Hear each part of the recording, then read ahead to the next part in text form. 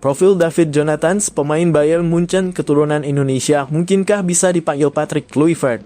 Kisah Jo Isuk, pemain keturunan Indonesia yang kabur saat pengambilan sumpah WNI kini bernasib miris. Tom Hey ungkap sosok pelatih yang berperan besar dalam kariernya. Siapa Luca Averin? Pemain keturunan Grade A Belanda kasih kode ingin bela timnas Indonesia. Mengenal Yildiz Dut, pemain keturunan yang mengaku siap untuk membela timnas Indonesia, sudah dihubungi oleh PSSI.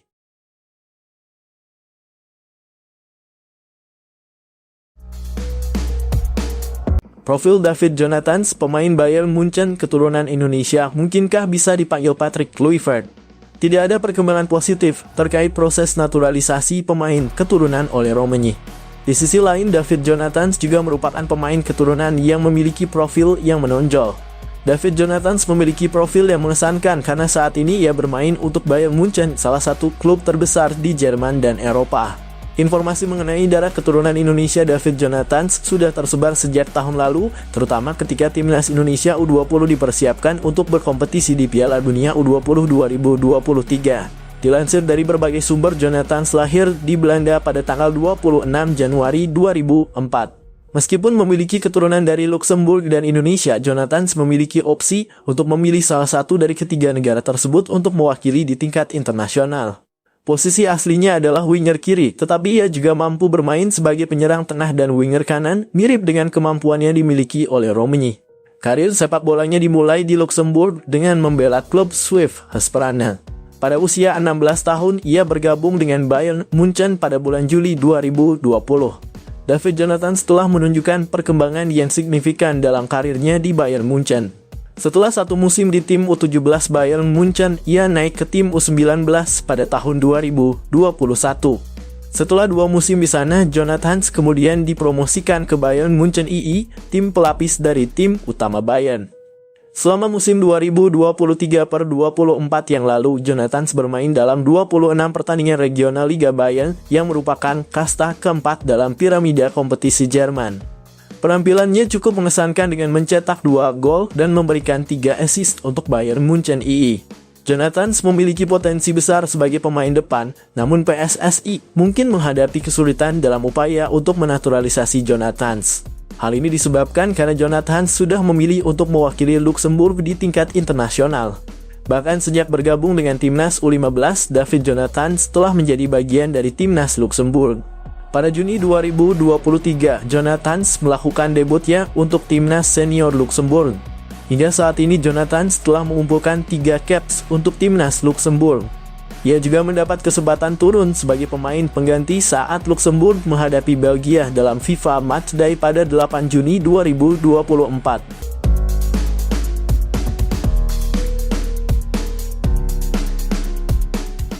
Kisah Mark van der Marel, bek andalan FC Utrecht yang hampir perkuat timnas Indonesia. Kisah Mark van der Marel, bek andalan FC Utrecht yang hampir perkuat timnas Indonesia menarik dikulik. Sebab bakat gemilangnya bisa buat skuad Garuda makin tangguh. Ya, Mark van der Marel diketahui merupakan pemain keturunan Indonesia. Darah Indonesia didapat dari sang ibunda yang lahir di Jakarta. Namun, dia pindah ke Belanda di usia muda. Mark van der Marel pun sukses mengukir karier di Belanda. Bek kelahiran 12 Agustus 1989 itu jadi salah satu andalan di skuad Utrecht. Dia total sudah menjalani 365 laga bersama FC Utrecht.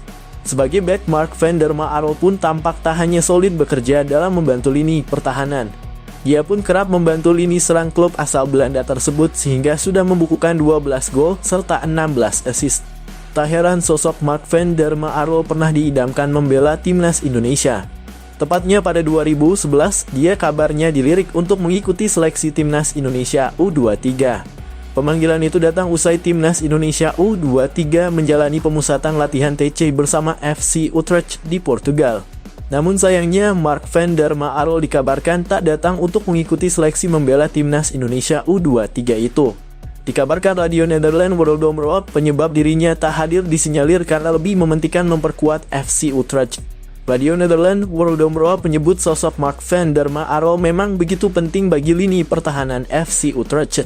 Hal ini pun dimanfaatkan dengan baik oleh Mark van der Marel yang akhirnya memilih fokus di sana. Mark van der Marel sendiri dikabarkan mendapat panggilan seleksi timnas Indonesia, kala itu berbarengan dengan Stefano Lillipali. Namun nasibnya berbeda dengan Lillipali yang ujungnya sukses dinaturalisasi. Lillipali memulai debutnya di timnas Indonesia pada 2013 usai resmi menjadi warga negara Indonesia WNI. Di timnas Indonesia senior, dia sudah mengumpulkan 27 caps dan mencatatkan 3 gol.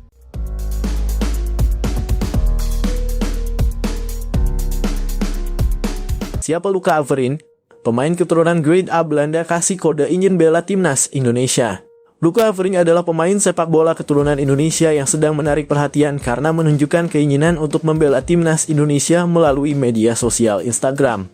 Pemain yang berusia 23 tahun ini menambahkan bendera Indonesia di bio akun Instagramnya yang menandakan ketertarikannya untuk berkontribusi bagi tim nasional. Banyak netizen Indonesia mendorongnya untuk menjadi warga negara Indonesia WNI. Luca lahir di Diepenveen, Belanda pada 9 Februari 2001. Dia bermain sebagai bek kanan dan saat ini merupakan pemain tim Go Ahead Eagles di Liga Atas Belanda. Meskipun mendapatkan darah Indonesia dari ayahnya, Luca tidak mengenal ayahnya dan mengaku tidak tahu banyak tentang asal-usulnya. Namun ia tetap ingin suatu saat mengunjungi Indonesia yang merupakan tempat nenek moyangnya. Karier sepak bola Luca dimulai dari klub VV Diepenveen sebelum bergabung dengan Akademi FC Twente pada tahun 2012. Setelah hampir 1 dekade di akademi, ia berhasil menembus tim utama FC Twente pada musim 2021-2022 dan tampil dalam 7 pertandingan di Eredivisie. Sayangnya, ia dipecat dari klub tersebut pada Januari 2023 dan kemudian tidak memiliki klub selama beberapa bulan. Luca kemudian bergabung dengan klub Top Os di Liga Kedua, namun hanya bertahan di sana selama beberapa bulan dengan 4 penampilan. Pada Juli 2023, ia menandatangani kontrak dengan Go Ahead Eagles selama 3 tahun. Di awal kedatangannya, ia sempat bermain di tim U21 sebelum masuk ke tim utama. Namun selama di tim utama, ia hanya berperan sebagai pemain pelapis dan mencatatkan 10 penampilan dengan total waktu bermain sekitar 361 menit di semua ajang. Secara keseluruhan, Luca telah bermain 68 kali dalam kariernya, mencetak 4 gol dan 1 assist. Meskipun prestasinya masih kalah dari bek-bek kanan timnas Indonesia lainnya, seperti Asnawi Mangkualam dan Sandy Walsh, usia muda Luca menjadikannya sebagai potensi aset jangka panjang untuk memperkuat kedalaman skuad bek kanan timnas Indonesia.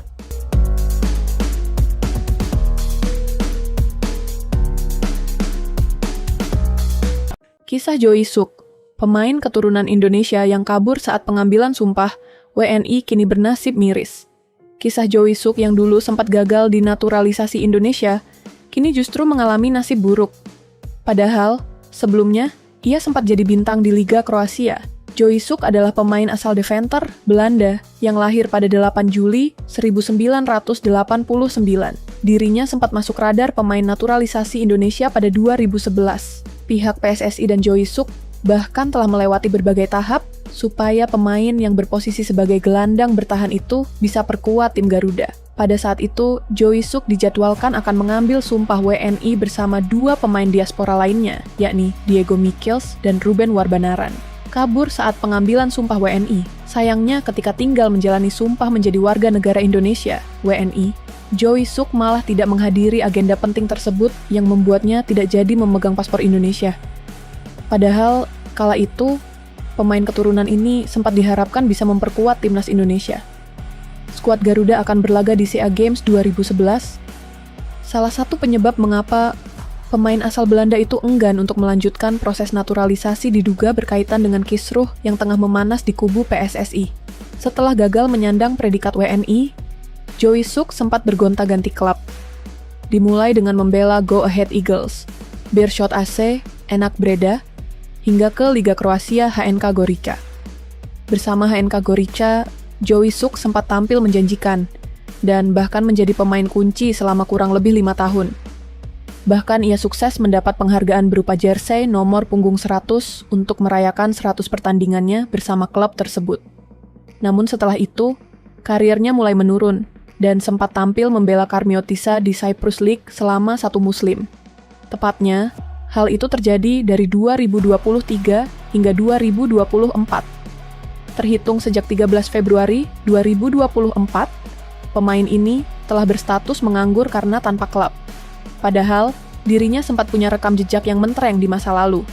Bersama dengan Carmio Tissa, Joy tercatat telah menjalankan total 21 laga dan mencatatkan 2 gol. Usianya yang sudah menginjak kepala 3 tentu membuatnya tidak lagi diperhitungkan di benua biru. Hingga saat ini, belum diketahui secara pasti kabar dari pemain yang gagal jadi WNI tersebut. Jika dilihat dari unggahannya di media sosial, Joy Sok memang tampak lebih banyak menghabiskan waktunya bersama keluarga. Merokok di dalam SUGBK, siap-siap dilarang nonton langsung laga Timnas Indonesia.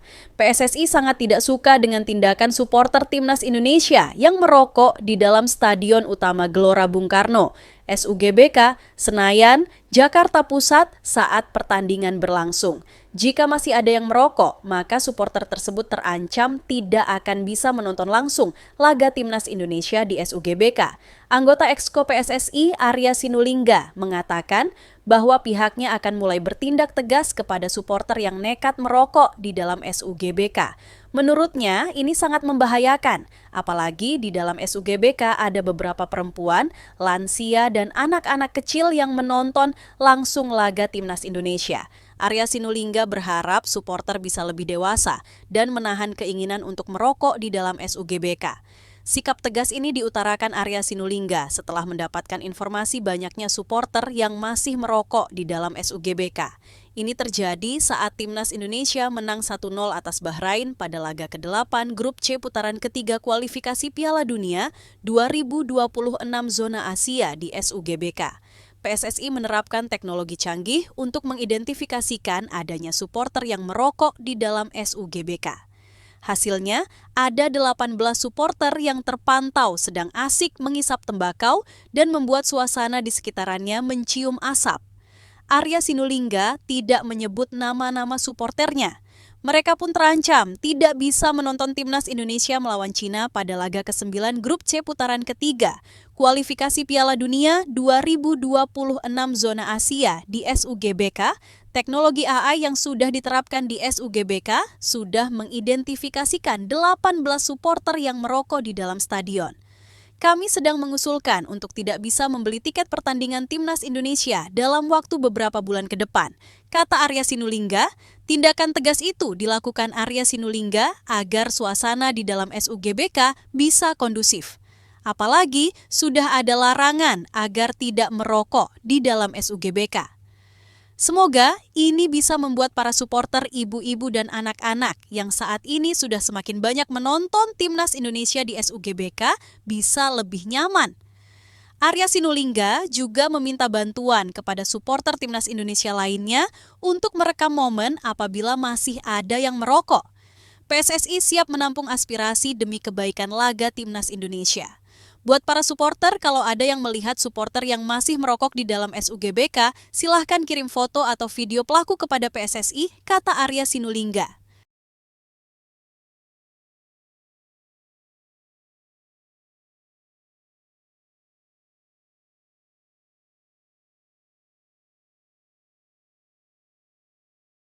Tom Hay ungkap sosok pelatih yang berperan besar dalam kariernya. Nama yang muncul pun cukup mengejutkan, yakni Dick Advocaat. Hay telah lama berkarir hingga kini menginjak usia 30 tahun. Walau begitu, ia masih menjadi andalan di lini tengah Almere City maupun Timnas Indonesia. Kepiawaian Hay menguasai bola, mengumpan, dan mengeksekusi bola mati membuatnya masih sangat diandalkan. Namun, siapa sejatinya pelatih yang berhasil membentuk sang pemain? Hay mengungkapkan, ada dua sosok yang sangat berpengaruh dalam karier sepak bolanya. Yang pertama adalah Dick Advocaat, pelatih yang memberi debut profesional ketika bermain di AZ Alkmaar. Saya melakukan debut profesional saya untuk AZ Alkmaar di bawah asuhan Dick Advocaat. Saya memiliki banyak kenangan indah bersamanya. Ujar Hay dikutip dari laman Kita Garuda, Jumat 14 Februari 2025. Dan tentu saja, sangat spesial memiliki Marco van Basten sebagai pelatih. Imbu ex SC Heerenveen tersebut, Tom Hay saat bela Almere City. Foto, Instagram, Almere City FC. Selain dua pelatih itu, Hay banyak mendapat ilmu dari juru taktik Belanda lainnya. Mereka adalah John van den Brom, Erwin van der Looy, dan Kees van Wonderen. Menurut Hay, bersinggungan dengan banyak pelatih Belanda, membuatnya memiliki gaya bermain yang khas negeri kincing angin. Ia bersyukur pernah bertemu dengan pelatih-pelatih itu. Saya juga dilatih oleh banyak pelatih hebat lainnya asal Belanda.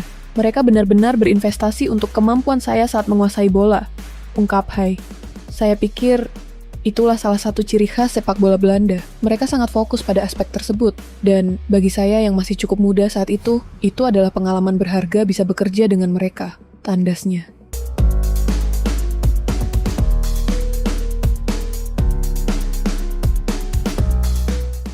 Bintang Timnas Indonesia, Calvin Verdong, banjir pujian. Striker veteran RKC Waalwijk mengatakan bek kiri yang sangat lengkap.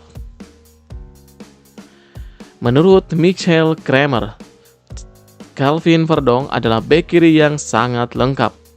Dia memberikan pujian setinggi langit kepada Calvin Verdong usai laga NEC Nijmegen kontra VSV Eindhoven dalam lanjutan Eredivisie 2024-2025. Untuk diketahui, NEC Nijmegen bermain imbang 3-3 saat menjamu VSV Eindhoven di Gophers-Stadion pada minggu yang lalu. Bisa dibilang, ini menjadi laga dramatis bagi Verdong dan kolega. Pasalnya, mereka sukses menyamakan kedudukan lewat 2 gol di menit-menit akhir. Alhasil, 1 poin tambahan dikantongi. Terlepas dari hasil akhir itu, Kramer menyoroti performa Avik Verdong. Di laga tersebut, dia mengakui pemain timnas Indonesia itu memiliki paket lengkap sebagai seorang bek kiri. Tak hanya bagus saat bertahan atau menyerang, Verdong juga memiliki umpan-umpan silang yang akurat. Ya, menurut saya Verdong adalah bek kiri yang sangat lengkap. Saya pernah bermain dengannya saat dia masih sangat muda. Dia kuat dalam menyerang, memiliki umpan yang bagus dan sangat tenang saat menguasai bola, ucap Kramer. Kramer mengungkapkan Verdong sukses menjalankan tugasnya dengan sangat baik di laga NEC Nijmegen kontra VSV Eindhoven. Pasalnya, dia berhasil membuat Johan Bakayoko mati kutu meski mencetak 1 gol di laga tersebut.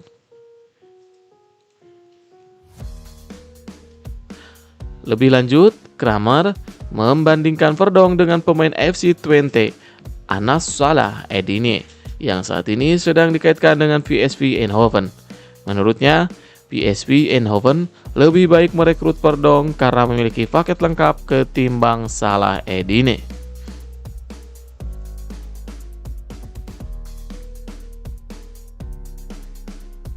Bek Timnas Indonesia tiba-tiba dapat pujian dari pelatih Go Ahead Eagles. Ada apa?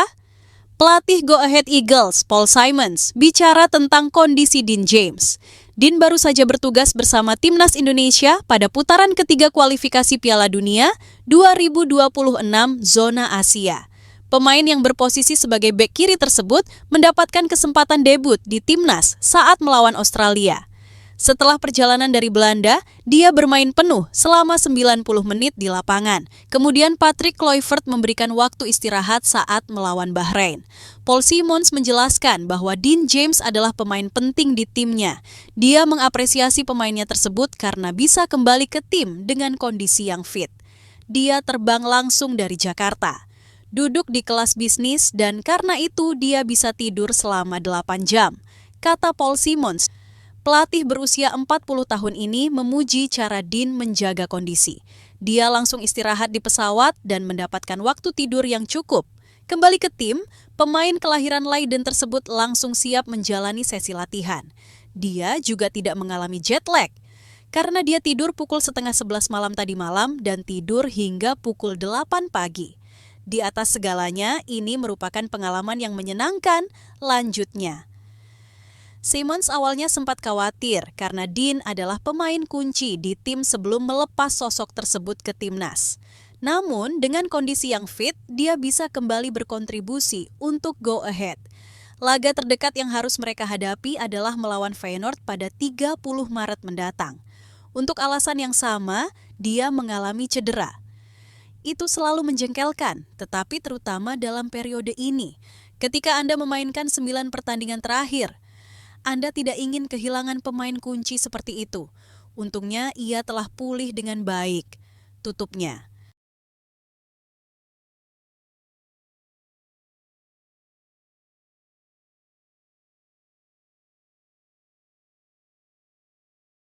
Intip proses pembuatan jersey timnas Indonesia di pabrik Erspo.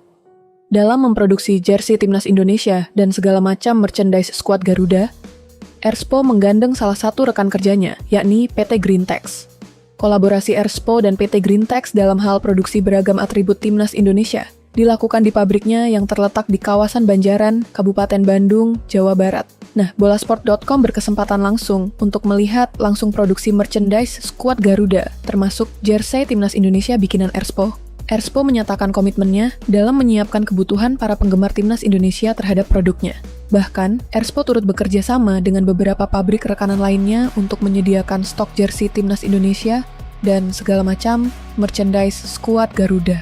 Hal itu disampaikan langsung oleh Muhammad Sadat selaku Chief Executive Officer, CEO Erspo. PT Greentex selaku rekanan Erspo dalam memproduksi jersey timnas Indonesia pun menjelaskan kisaran target dalam jumlah pembuatannya. Rencananya PT Greentex akan membuat 400.000 lebih segala merchandise timnas Indonesia bersama Erspo. Selain itu, PT Greentex juga sedikit memberikan gambaran capaian pabriknya dalam memproduksi perharinya. Hal tersebut disampaikan oleh Abigail Rahman sebagai Factory Manager PT Greentex. Jadi, sejauh ini untuk fokus yang saya terima saat ini ada 400.000 item untuk memproduksi brand Erspo ini, yang mana mulai dari jersey player issue, jersey replika, jersey supporter version, jersey training, jaket, ucap Abigail Rahman, itu kami akan produksi yang mana untuk pertama itu saat yang launching di tanggal 14 dan juga 17 Februari, kita akan produksi. Kami bisa produksi mencapai 850 item per satu harinya untuk jersey yang player issue dan juga replika ya. Karena proses produksinya sama, cuman bedanya adalah kualitas bahan. Terus, kalau untuk jersey supporter version yang simple, itu kita bisa mencapai 1,500 per harinya, sambungnya. Lebih lanjut, Erspo menyatakan kesungguhannya dalam kualitas produksi jersey timnas Indonesia dan beragam merchandise skuad Garuda. Erspo juga menambahkan bahwa pihaknya berupaya maksimal untuk menyiapkan jelang launching penjualan ke publik pada 14 Februari 2025 nanti. Kami tidak boleh main-main soal timnas Indonesia, kualitas produk, ujar Muhammad Sadat. Kalau dibilang siap 100%, ya namanya hidup kan, kita nggak mungkin semuanya sempurna gitu ya, kesiapan produk jelang launching ke publik. Jadi pasti kami siapkan semaksimal mungkin.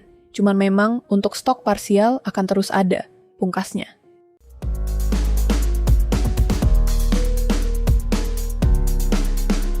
Pemain timnas Indonesia era Shin Tae-yong ini ungkap penyebab tidak lanjutkan karier di Spanyol, padahal sudah 5 tahun di sana. Pemain timnas Indonesia era Shin Tae-yong, Syahrian Abimanyu, mengungkapkan alasannya tidak melanjutkan karier di Spanyol. Syahrian Abimanyu mengatakan bahwa ia nekat untuk menimba ilmu di Spanyol pada 2013. Saat itu, usianya masih 13 tahun.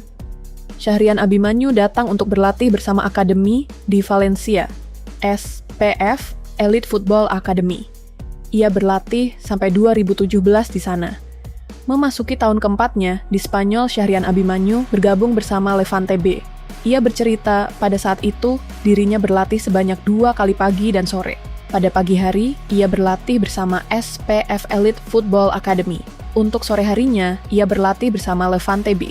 Saat bergabung bersama Levante B, usianya baru menginjak 17 tahun. Karena usianya masih muda, ia tidak dimainkan oleh Levante B dalam kompetisi. Dikarenakan hanya berlatih saja, Syahrian Abimanyu mendapatkan tawaran dari klub Indonesia. Pada pertengahan tahun 2017, Syahrian Abimanyu mendapatkan tawaran untuk bergabung bersama Persija Jakarta U19. Setelah musim di Persija, Syahrian Abimanyu pindah ke Sriwijaya FC. Syahrian Abimanyu pindah lagi ke Madura United pada 2019 sampai 2020. Ia sempat membela klub Malaysia, Johor Darul Takzim, pada 2021 sampai 2022. Selama membela Johor Darul Takzim, ia dipinjamkan setengah musim ke klub Australia, Newcastle Jets. Memasuki 2022, Syahrian Abimanyu pindah dan kembali ke Persija sampai saat ini. Pemain berusia 25 tahun itu akhirnya menceritakan detail mengapa memilih kembali ke Indonesia. Kenapa saya memilih pulang ke Indonesia? Karena di Spanyol itu tujuan saya sebenarnya bermain di kompetisi.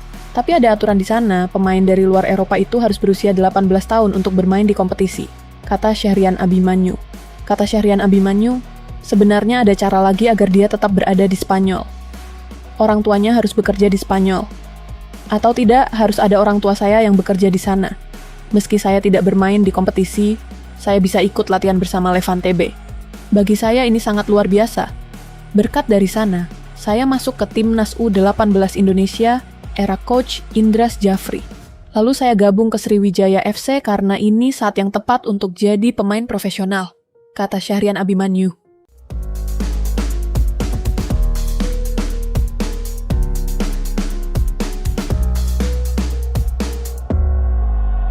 Nova Arianto minta timnas U17 Indonesia perangi cuaca dingin Arab Saudi.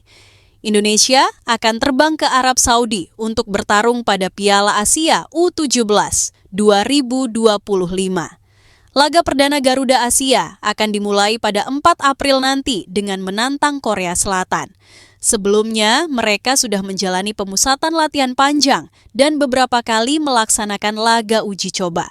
PSSI memasang target tinggi agar mereka bisa lolos ke Piala Dunia U17 2025 dengan syarat lolos dari fase grup Piala Asia U17 2025. Nova Arianto menjelaskan bahwa para pemain harus bisa menjaga kondisi dengan baik. Cuaca dingin akan jadi tantangan utama saat mereka berada di Arab Saudi. Dia meminta kepada semua pemainnya untuk bisa melawan hal tersebut dan berlatih lebih keras. Saya pahami cuacanya dingin, kalian istirahatnya cukup lama untuk situasi itu. Kalian harus paksa kondisi agar cepat naik. Karena kalau cuaca dingin akan sulit naik, kata Nova Arianto dilansir bolasport.com dari kanal YouTube Timnas Indonesia.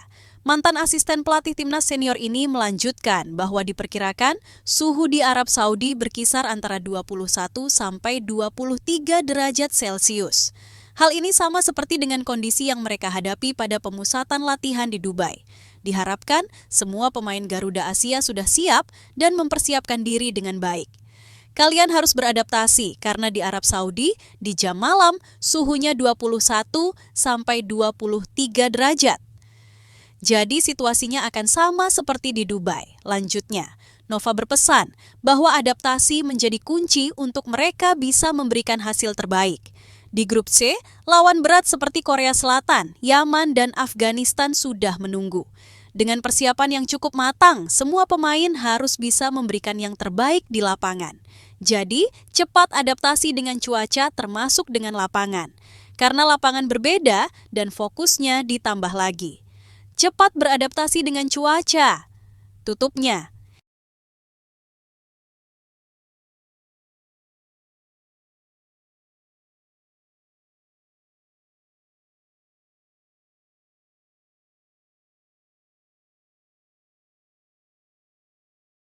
Mengenal Yael Liesdat, pemain keturunan yang mengaku siap untuk membela timnas Indonesia, sudah dihubungi oleh PSSI. Yael Liesdat adalah pemain sepak bola berdarah Belanda Indonesia berusia 22 tahun yang ingin membela timnas Indonesia. Meski saat ini ia bisa bermain untuk 3 negara termasuk Suriname, Belanda, dan Indonesia, keinginannya untuk bermain untuk Indonesia cukup kuat. Ia telah dihubungi oleh PSSI terkait naturalisasinya. PSSI di bawah kepemimpinan Erick Thohir sedang fokus pada proyek naturalisasi pemain dengan beberapa nama pemain seperti Jay Izzes dan Nathan Chu Aon yang diincar. Justin Hubner baru saja menyelesaikan proses naturalisasinya menjadi warga negara Indonesia.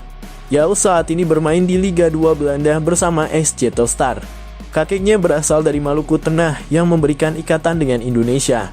Dalam wawancara dengan Yusa Nugraha, mantan pemain Feyenoord Rotterdam, Yael menjelaskan kariernya di Belanda dan posisi bermainnya sebagai wingback. Ia merasa bahwa perannya di posisi tersebut lebih menyerang dibandingkan posisi wingback lainnya. Ia juga menyatakan bahwa ayahnya Marcel Liesdat adalah mantan pemain profesional. Saat ditanya tentang perkembangan sepak bola Indonesia, Yael mengaku pernah menonton beberapa pertandingan, termasuk yang melibatkan Saina Patinama, temannya yang kini bermain untuk timnas Indonesia. Ia menganggap banyak pemain keturunan yang memperkuat timnas Indonesia adalah ide yang bagus karena mereka bisa membawa kualitas sepak bola yang lebih tinggi. Yael mengungkapkan bahwa jika PSSI mengundangnya, ia akan menerima tawaran untuk bermain untuk timnas Indonesia. Ia terkesan dengan keindahan Indonesia dan sangat senang jika bisa bermain di tanah airnya. Ia juga mengkonfirmasi bahwa dia pernah berkomunikasi dengan PSSI mengenai kemungkinan memiliki paspor Indonesia dan membahas langkah-langkahnya untuk bergabung dengan tim. Dalam wawancara, Yao menegaskan bahwa ia serius mempertimbangkan kesempatan untuk bermain untuk timnas Indonesia dan berharap bisa membawa kontribusi positif bagi tim.